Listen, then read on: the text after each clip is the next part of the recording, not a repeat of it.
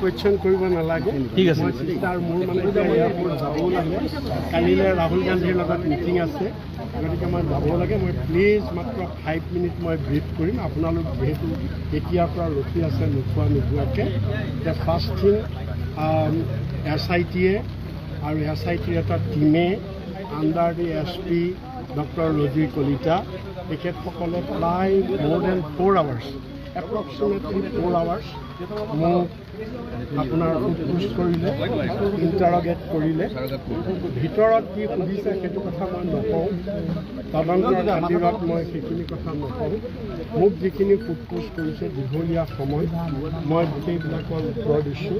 তেখেতসকলে মোক মোৰ গোটেই প্ৰেছ কনফাৰেন্সৰ কথাবিলাক সুধিলে। গৌৰৱ গগৈ কি কাৰণে মই ইমান ডিফেন্স দিছোঁ, মোৰ হাতত কি তথ্য আছে। তেখেতসকলেতো কৈছে গৌৰৱ গগৈ চোৰাংকৈ পাকিস্তানলৈ গৈছে বা কিবা, মই যে ইমান ডিফেন্স দিছোঁ।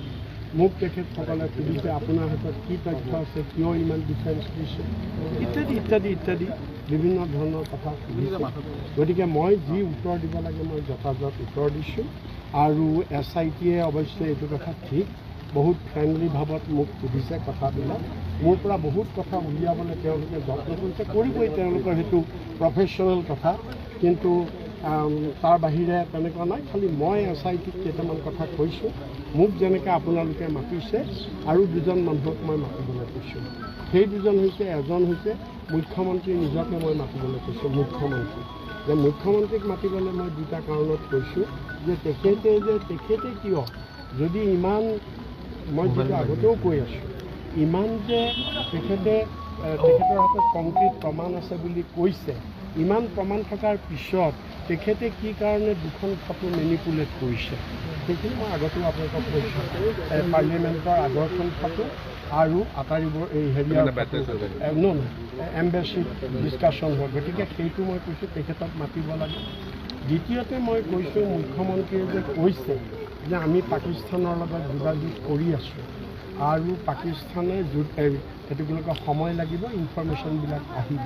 মই কৈছোঁ এতিয়া যুদ্ধ চলি থকা সময়ত তেখেতে কেনেকৈ পাকিস্তানৰ লগত যোগাযোগ কৰিলে, আৰু তেখেতে যিহেতু ডাইৰেক্ট পাকিস্তানৰ লগত যোগাযোগ কৰিব নোৱাৰে, কেনেকৈ কৰিলে তেখেতকো মাতি সোধক বুলি মই কৈছোঁ। তেখেতক নামাতে, কিন্তু মোৰ যুক্তিটো কৈছোঁ।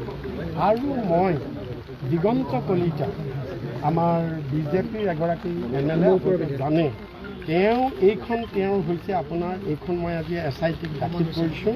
এই তেওঁৰ হেৰিখন ক'ত গ'ল,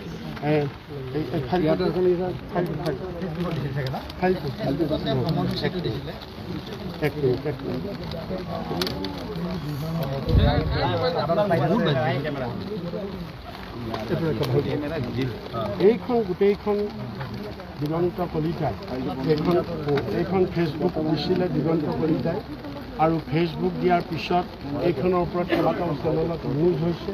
আৰু এইখনত আপোনালোকে জানে Day 1-ৰ পৰা Day 15 15 দিন গৌৰৱ গগৈ পাকিস্তানত ক'ত কেনেকৈ আছিল গোটেই তথ্য এখেতে দিছে। কেনেকৈ ফ্লাইটেৰে গৈ কৰাচীত নামিছিল, কোন মেৰিয়ট হোটেলত আছিলে, তাৰ লগত ডিনাৰ কৰিছিল, কোন মৌলানাৰ লগত লগ পাইছিল, ইত্যাদি ইত্যাদি ইত্যাদি বিভিন্ন ধৰণৰ কথা এইখনত আছে। মই SIT-ক আজি কৈছোঁ যে এইখনৰ পৰা এনেকুৱা লাগে যেন দিগন্ত কলিতাও গৌৰৱ গগৈৰ লগতেই গৈছিল নেকি। লগত নগ'লেতো তেওঁ ইমানবিলাক কথা ক'ব নোৱাৰে নহয়। আৰু পিছত মই জুকিয়াই চালোঁ 13 চনত গৌৰৱ গগৈ গৈছিলে, 13 চনততো দিগন্ত কলিতা আমাৰ কংগ্ৰেছতে আছিলে। গতিকে তেতিয়াতো গৌৰৱ গগৈৰ বন্ধু আছিলে, হয়তো দিগন্ত কলিতাও লগত গৈছিলে আমাৰ হেৰিয়াৰ মুখ্যমন্ত্ৰীৰ লগত, আমাৰ গৌৰৱ গগৈৰ লগত।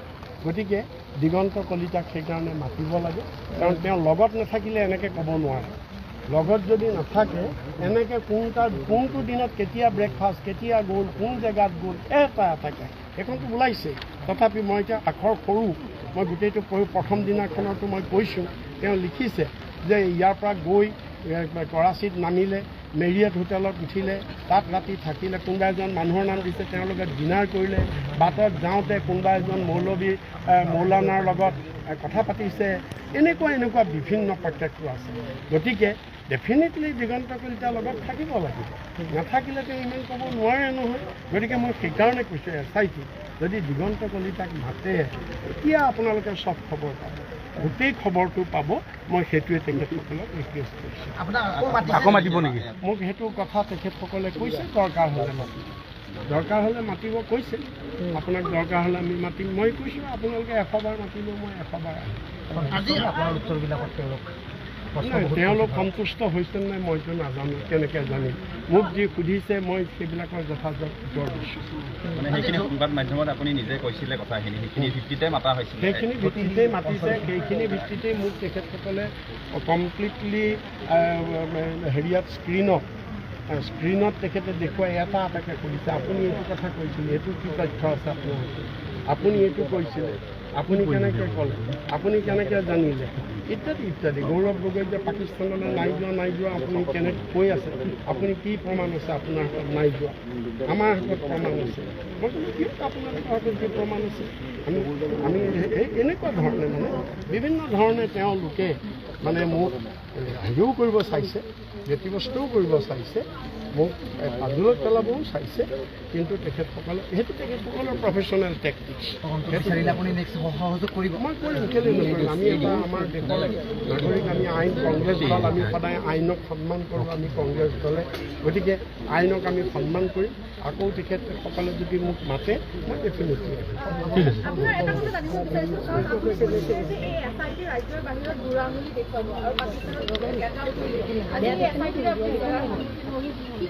সেইটো আপোনাৰ সেইটো কথাত এটা পলিটিকেল কনফাৰেঞ্চত that is a political statement সেইটো এটা পলিটিকেল ষ্টেটমেণ্ট আৰু 2 নম্বৰ কথাটো হৈছে কি মই টেকনিকেল পইণ্টৰ কথাটো কৈছোঁ SIT মই সন্মান কৰোঁ আজি SIT মোক আমাৰ অসমত মাতিছে SIT আমাৰ অসমৰ ভৌগোলিক সীমাৰ ভিতৰত তেওঁলোকৰ সম্পূৰ্ণ অধিকাৰ আছে মোক মাতিছে মই আহিছোঁ কিন্তু ফৰেইন কাণ্ট্ৰিৰ লগত SITয়ে কাম কৰাটো কিছুমান টেকনিকেল পইণ্ট আছে ভিয়েনা কনফাৰেঞ্চৰ কথা আছে ভিয়েনা ছামিটৰ কথা আছে মই টেকনিকেল পইণ্টত কৈছোঁ সেইটো